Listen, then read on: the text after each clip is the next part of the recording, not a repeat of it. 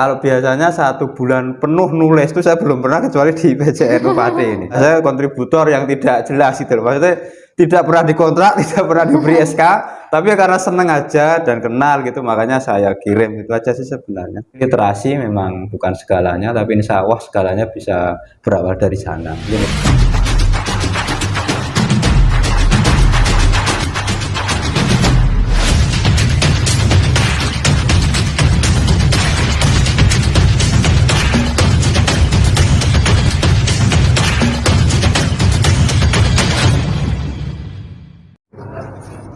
Assalamualaikum warahmatullahi wabarakatuh. Selamat berjumpa kembali teman-teman NU Pati.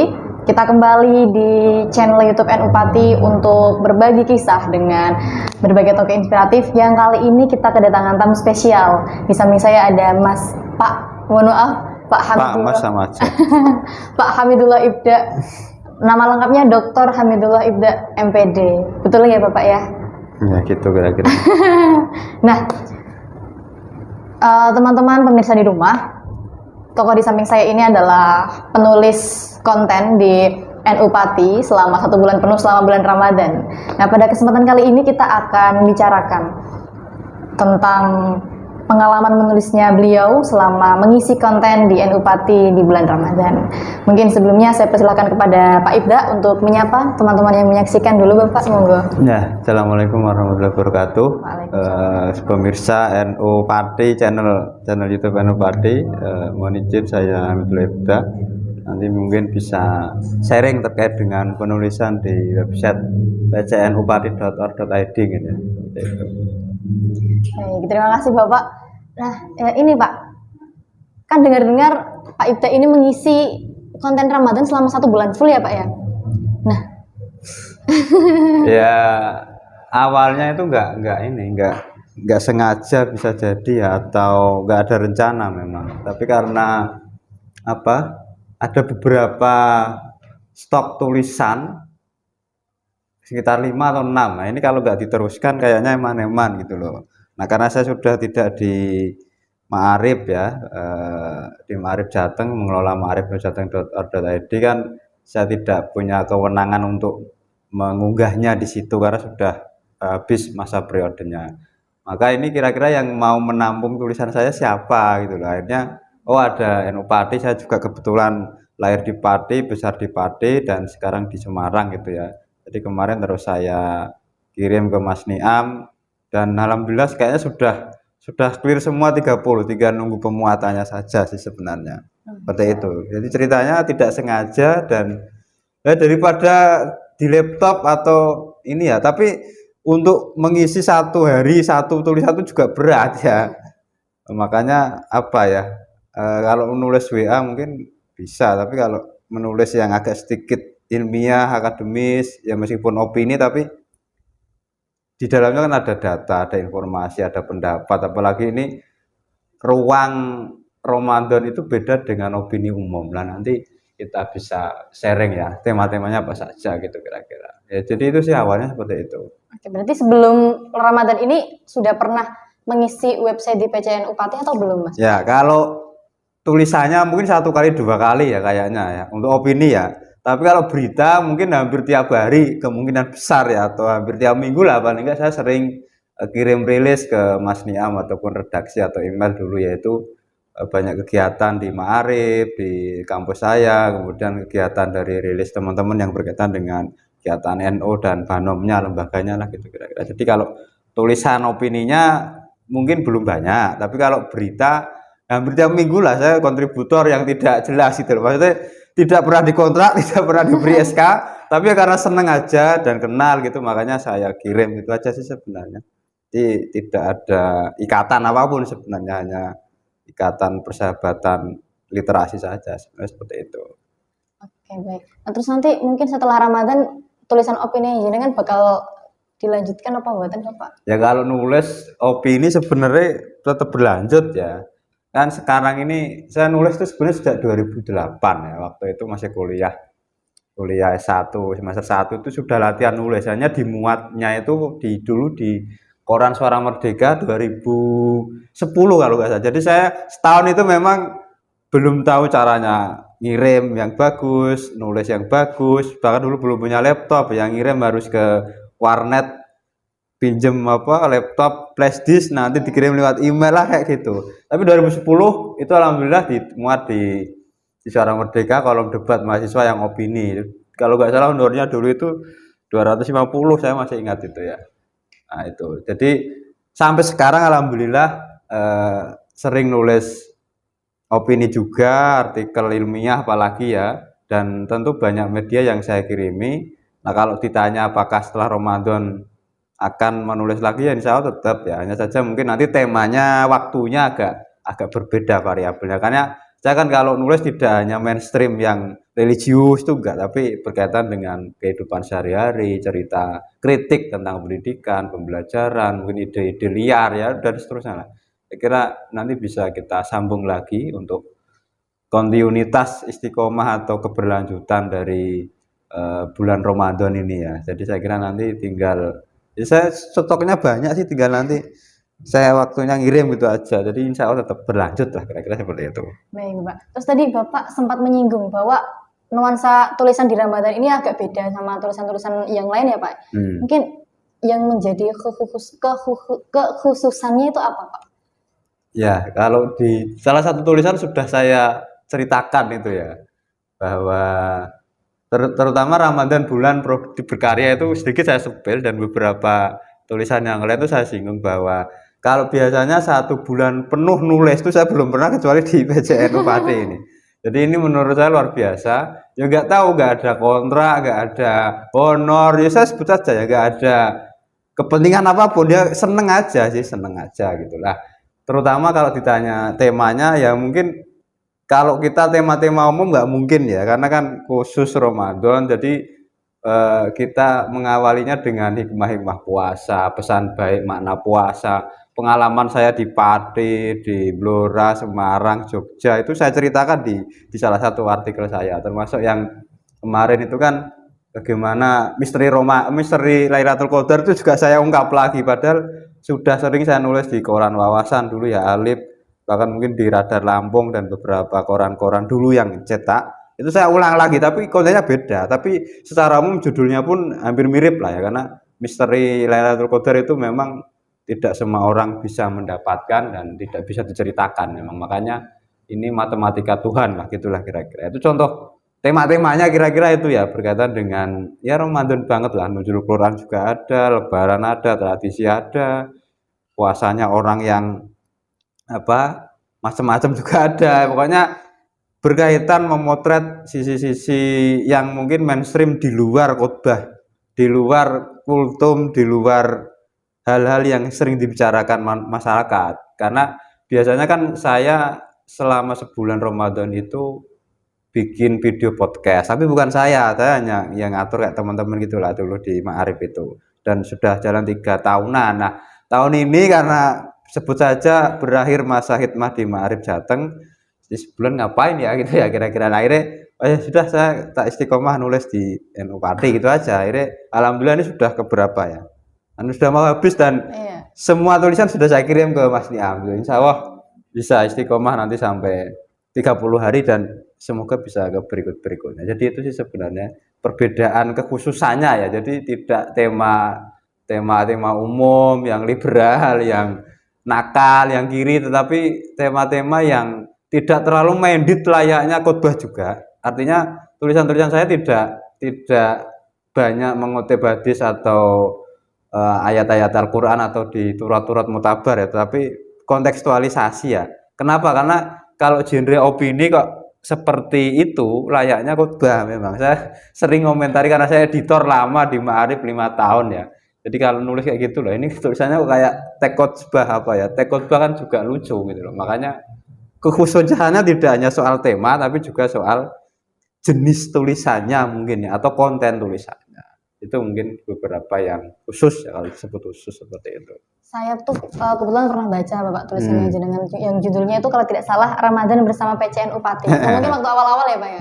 Itu memang ini sih Pak, kalau saya memaknai ya Pak, itu memang berisikan pengalaman-pengalaman jenengan dari sudut pandang yang beragam gitu. Dan itu menurut saya memang lebih mudah diterima kalau misalkan dibandingkan dengan Ya yang Bapak singgung tadi tentang berbau khotbah-khotbah tadi Pak.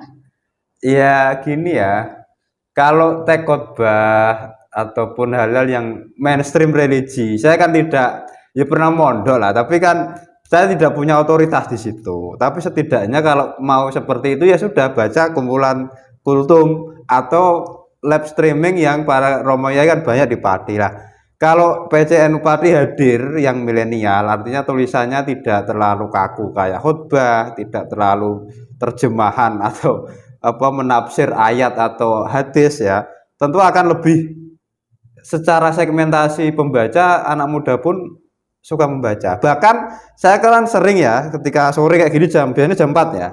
Itu saya ngecek langsung ke websitenya pcnupati.or.id.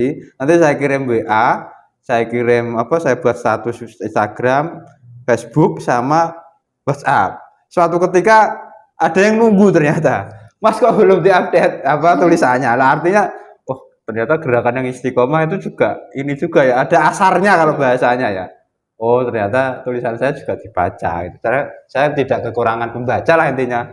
Artinya ada teman-teman kenalan mungkin juga mahasiswa saya yang menunggu ya seperti itu. Jadi insya Allah tidak ada hal yang sia-sia dalam apa yang kita tulis selama itu kebaikan itu sih sebenarnya. Berarti tulisannya jangan banyak banget ya Pak ya. Terus kira-kira kalau misalkan dengan tulisan yang sebanyak itu sehari itu bisa nulis berapa artikel Pak? Iya sesuai kebutuhan sebenarnya. Kalau dihitung dari awal kali dulu menulis ya ribuan mungkin ya. Kalau jenisnya opini esai ataupun esai ilmiah lah. Kalau artikel ilmiah yang terbit di jurnal sekitar 70-an itu juga cakupannya banyak ya karena kayak per 2017-2024 ya. Kalau buku sekitar 45-an. Kalau artikel ilmiah, secara artikel populer nggak ngitung ya sebenarnya ribuan mungkin ya, 2000 sekian kalau sejak dulu ya.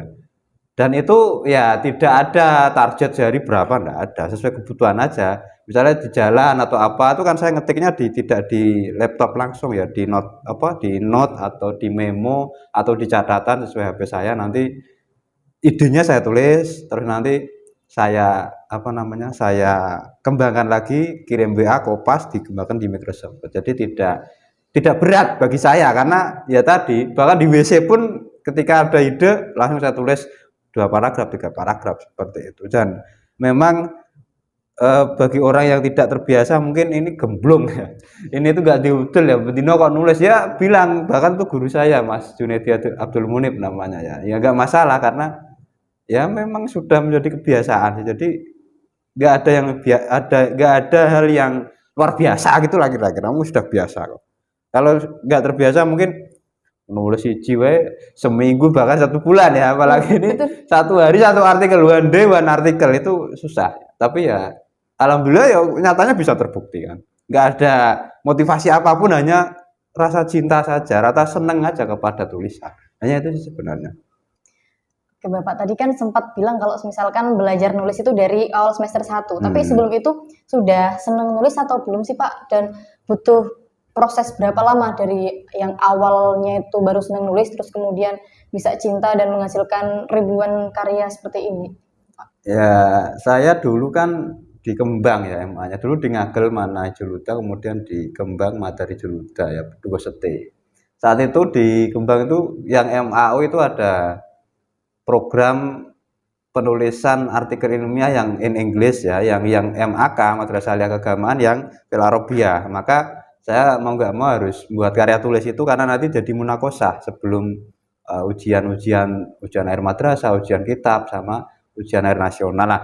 Dari situ saya dulu pengen kuliah KPI ya di IAIN Wali Songo dulu, komunikasi penyiaran Islam, tapi orang tua saya janganlah ambil pendidikan aja ya jadi guru gitu. Enggak diterima, padahal saya KPI-nya diterima pilihan 2. Ini ya sudah saya ambil PGMI dulu ya, karena permintaan orang tua sudah saya manut nuruti orang tua. Nah dari situ saya tidak langsung ketemu komunitas atau teman-teman yang suka nulis. Ya dulu gak jelas, semester 1 ki ngopo ya cari daripada nganggur ikut-ikutan aja lah.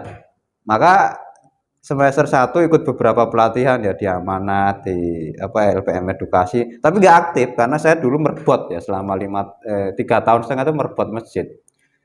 Nah, di sisi-sisi itu banyak teman-teman yang nulis ternyata. Saya kenal teman-teman masjid itu kok dimuat di Suara Merdeka, di Wawasan, di Harian Semarang dulu ada ya koran ini apa koran Barometer, kemudian ada Rakyat Jateng dulu masih ada dan itu ada honornya dari kampus dapat reward sama dari korannya dapat. Nah, saya tertarik, wah kayaknya menarik juga ini ya.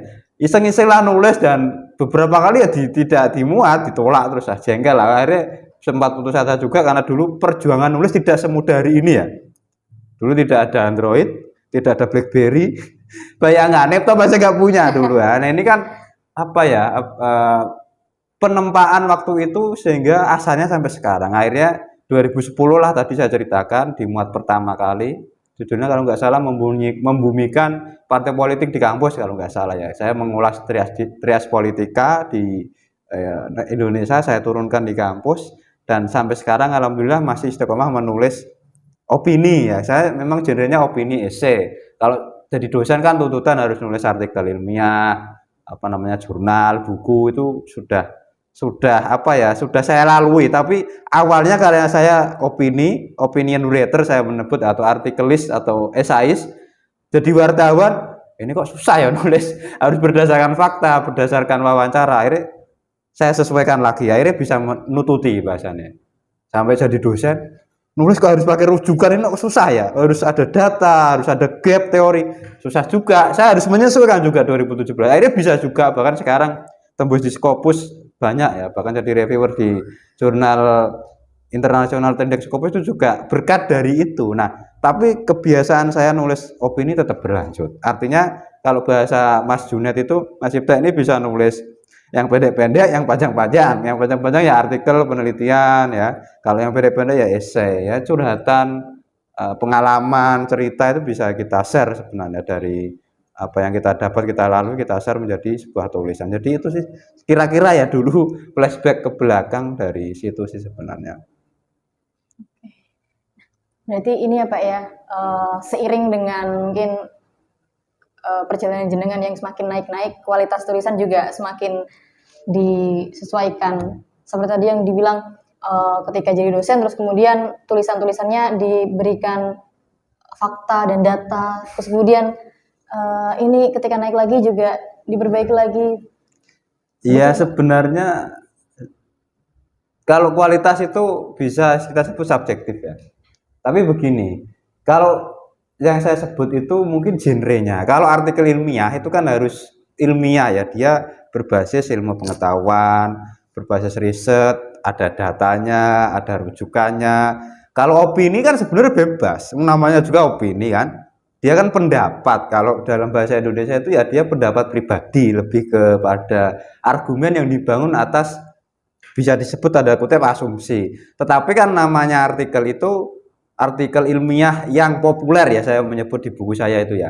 Ini kan tidak hanya soal gedabrus bahasanya atau bahasa patinnya apa ya, ngomong tok ya, tetapi kalau bisa disebut dong datanya. Misalnya begini, selama ini kualitas literasi pelajar di Pati rendah. Nah ini kan asumsi. Maka kemudian yang kedua ada namanya reason, alasan. Berdasarkan riset misalnya Dinas Pendidikan dan Olahraga menyebut 0,90% dari total sekian pelajar. Artinya selain ada argumen, opini, kita ada data yang mendukung. Jadi ketika orang baca benar-benar inilah kuat gitu loh, kecuali genrenya karya sastra lain masalah. Kalau opini ya sebetulnya tidak perlu data, tidak perlu rujukan, tetapi bagi saya dibaca banyak orang dan orang baca itu ngomong tok, nah, kadang kayak gitu ya. Oh ini lengkap datanya, itu artinya meskipun opini atau artikel ilmiah populer, tapi sekelas layaknya artikel ilmiah yang benar-benar ilmiah gitu loh, tidak asal ini gitu. Jadi itu sih kira-kira kalau ngomong kualitas ya, bukan soal jenjang pendidikannya, bukan soal jenjang karirnya, tetapi menurut saya genrenya, genre tulisannya itu apa. Tapi juga kembali ke individu masing-masing sih, karena semua orang kan punya style, punya pengalaman, punya kapasitas, kualitas, sumber referensinya juga beda mungkin. Nah itu mungkin juga membuat kualitas itu berbeda. Saya kira itu kalau pengalaman saya seperti itu ya. Oke, baik Bapak. Terus tadi saya ingat di awal Bapak menyebutkan kalau ada 70-an artikel ya Pak yang sudah diterbitkan di jurnal, baik itu mungkin di Scopus maupun di di nasional. Nah, ini dong Pak, tipsnya Pak supaya artikel yang kita tulis itu bisa masuk ke terindeks Scopus atau mungkin enggak Scopus deh, mungkin bisa masuk ke jurnal gitu. Karena kebetulan saya punya artikel 2 cuma antrinya itu 1 tahun belum dipublish Pak, Masya Allah. Kira-kira biar cepat tembus bagaimana ya Pak itu? Iya, kalau ngomong Scopus ini forum sendiri sebenarnya. Dan ini waktunya panjang karena berapa minggu juga sering diminta ngisi gitu ya. Tapi intinya begini ya, kalau artikel ilmiah yang akan diterbitkan ke jurnal itu memiliki gaya selingkung, kaidah penulisan atau author guideline yang berbeda. Nah, tentu indeksasi ini juga berpengaruh. Kalau artikel yang terindeks Sinta mungkin Sinta 1 sampai 6 grade-nya pun beda. Apalagi yang terindeks Sinta 2 mungkin harus in English ya. Kalau yang terindeks Scopus tentu juga berbeda. Scopusnya nanti Ki kuartil berapa? Apa Q1, Q2 atau yang baru Scopus.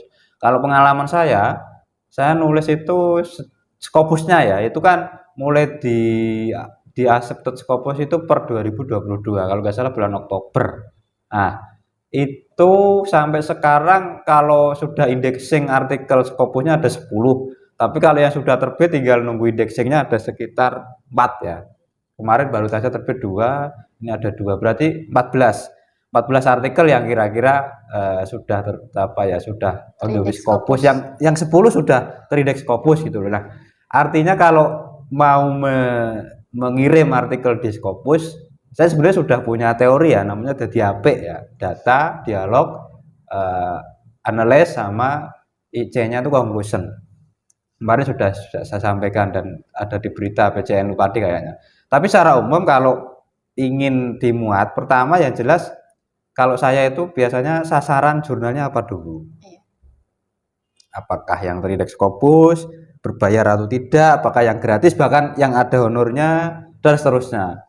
Nah, kalau kita sudah menentukan sasaran jurnal, maka kita bisa melihat terbitannya berapa kali. Dia benar-benar terindeks Sinta atau Scopus atau tidak. ISSN-nya valid enggak? Editorial membernya ada enggak? Reviewernya kaliber enggak? Artikel yang terbit konsisten enggak? Nah, itu nanti bisa kita ulas dan itu sudah trik sebenarnya. Oh gitu, oh ini tipenya fokus dan skopnya apa ya, misalnya pendidikan kan tidak mungkin umum, apakah pendidikan inklusi, pendidikan dasar, pendidikan Islam, pendidikan biologi atau apa, nanti kan skopnya beda-beda. Nah, terus berikutnya kita lihat tulisan-tulisan yang sudah terbit kayak apa. Oh, panjangnya sekitar 8 halaman, oh berbahasa Inggris semua, oh ini penulisnya tidak hanya 1, nah itu bisa, itu kan tip sebenarnya. Nah, setelah itu tentu kita harus memilih struktur artikel yang sesuai dengan author guideline template dari jurnal yang akan kita sasar. Mau tidak mau ya jelas akan susah ketika tulisan kita tidak sesuai author guideline. Harus ngedit banyak ya? Ya paling enggak sesuaikan template, jangan diubah. Intinya itu. Dan kalau bisa gunakan aplikasi Mendeley. Kemudian ya kalau in English ya gunakan tools tapi harus di proofreading ya sebelum ditranslate bahasa Inggrisnya itu. Kemudian juga yang paling pokok ini juga dari title sampai reference itu harus kita kaji. Ya ini panjang sebenarnya tapi saya singkat aja, sebenarnya untuk ke sana itu banyak-banyaklah baca artikel miliknya reviewer atau artikel miliknya editor. Dan jangan lupa disitasi, itu juga tips sebenarnya ya. Kemudian yang paling penting juga ini referensi kita kalau bisa di atasnya. Katakanlah kalau ini artikel ilmiah nasional, kita submit di jurnal Scopus Q4 misalnya. Referensi kita kalau bisa ya dari jurnal Scopus yang Q1. Jadi lebih di atasnya gitu loh. Dan harus ini Inggris semua, gunakan Mendeley atau manajemen referensi yang lain. Jadi itu juga tips juga sebenarnya. Jangan sampai artikel kita sampai di jurnal internasional, referensinya lokal reference. Saya jengkel kadang pernah dikatakan lokal reference itu ya, nggak teli bahasa Jawanya. Ya artinya ini jangan sampai terjadi. Kayak kita nulis skripsi, tesis, disertasi lah. Kalau kajian literaturnya kok skripsi boleh lah menggunakan disertasi atau tesis. Kalau disertasi ya jangan gunakan kajian literatur dari skripsi. Gampangnya gitu, jangan sampai turun grade-nya. Terus yang paling penting dalam di dalam naskahnya, strukturnya ya title-nya harus jelas, maksimal 15 kata. Jangan gunakan bahasa yang bersayap. Abstraknya ya maksimal 200 kata. Harus ada masalah, tujuan penelitian, metode, temuan atau result discussion-nya sama rekomendasinya. Kemudian kata kunci atau keyword, bedakan kata dengan kata kunci. Ini sering luput para peneliti sebenarnya.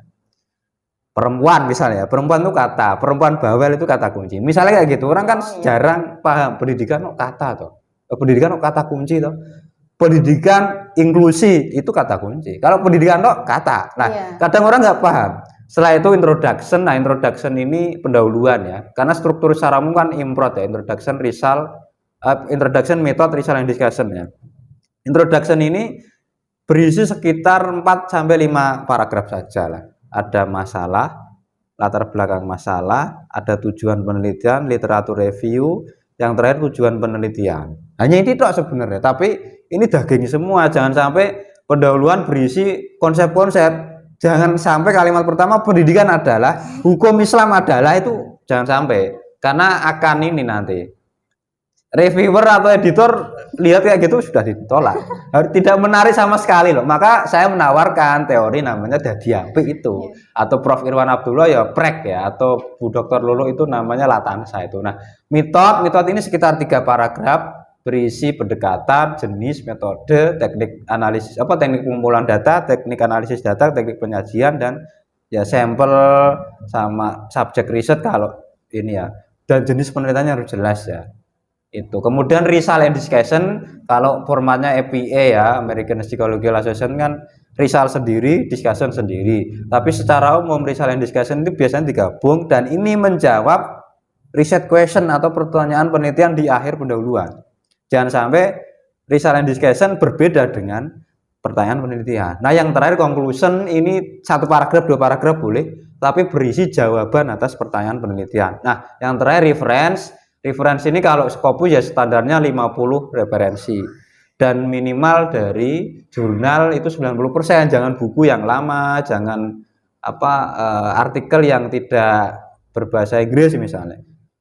Kalau nggak ada gimana? Pasti ada, kan bahasa tidak hanya Inggris, ada Arab, ada Turki, Tagalog, macam-macam. Nah, itu nanti kita sesuaikan dengan yang in English. Karena banyak sekali orang itu males, mahasiswa utamanya males ngomong, Pak nggak ada ini wong digoleki urung ngono. Maka bisa gunakan aplikasi namanya Publish or Perish, atau langsung ke websitenya ya Eric ataupun Science Direct, Elsevier, PubMed, dan seterusnya lah, banyak sekali. Saya kira itu beberapa pengalaman, tapi yang paling penting kalau strategi itu hanya strategi ya. Tetapi yang paling pokok naskah berkualitas. Kalau artikel kita berkualitas, dikirim dimanapun insya Allah accepted. Jadi ininya di situ, bukan strateginya. Nah, strategi kan pengalaman ya saya kira. Saya kira itu sih mungkin pengalamannya. Tadi merasa terpukul karena tadi bilang jangan sampai kata pertama di pendahuluan itu pendidikan adalah, karena kemarin saya menulis Pak, itu kata pertamanya bahasa ada. Nah, itu mungkin yang membuat editor tertarik ya, karena menulis itu kan tidak sesuai kebutuhan kita. Kebutuhan editor itu trik juga loh itu loh. Betul. Dan memang harus pandai-pandai pilih jurnal. Iya, makanya jangan sampai apalagi predatory itu harus dihindari ya, discontinue harus dihindari juga itu. Nanti kapan-kapan lah kita lanjut kalau ada kesempatan untuk membedah lebih dalam terkait hal itu. Terima kasih Bapak. Ya, jadi mungkin teman-teman yang bisa kita ambil adalah bahwa selain menulis opini di NU Pati, Bapak Ibda ini adalah seorang dosen dan juga seorang reviewer ya Pak ya di Scopus. Rekam jejaknya dalam kepenulisan ini sudah luar biasa sekali. Dan juga saya ingin mengucapkan terima kasih Bapak mewakili NU Pati karena sudah menjadi pengisi konten di website PCNU Pati. Ya, sama-sama. Begitu teman-teman, perjalanan yang luar biasa dari seorang Bapak Dr. Hamidullah Ibda, MPD. Dan memang banyak hal yang bisa kita pelajari dari perjalanan menulisnya beliau. Nah, mungkin terakhir Bapak saya persilakan untuk memberikan pernyataan penutup, closing statement Bapak. Ya, pada intinya karena saya dilahirkan di Pati ya, saya ingin Pati itu menjadi kiblat literasi paling enggak. Kalau tidak dimulai dari pelajarnya umum, paling enggak gerakan literasi yang dilakukan teman-teman LTN Pati ini bisa menjadi kiblat di Jawa Tengah, bahkan mungkin di nasional. Karena kalau ngomong soal literasi itu pahamnya hanya video, tapi teks itu literasi dasar loh ya. Jadi teks, membaca, menulis, berhitung sampai nanti berkembang ke literasi yang atau karya sastra digital atau karya digital. Nah, ini kan perlu kita perkuat. Dan saya kira PCNU Pati lewat LTN maupun teman-teman sahabat-sahabat di sini bisa menjadi menjembatani akan kemajuan akselerasi literasi di Kabupaten Pati. Saya kira itu. Jadi literasi memang bukan segalanya, tapi insya Allah segalanya bisa berawal dari sana. Mungkin itu yang terakhir. Terima kasih Bapak.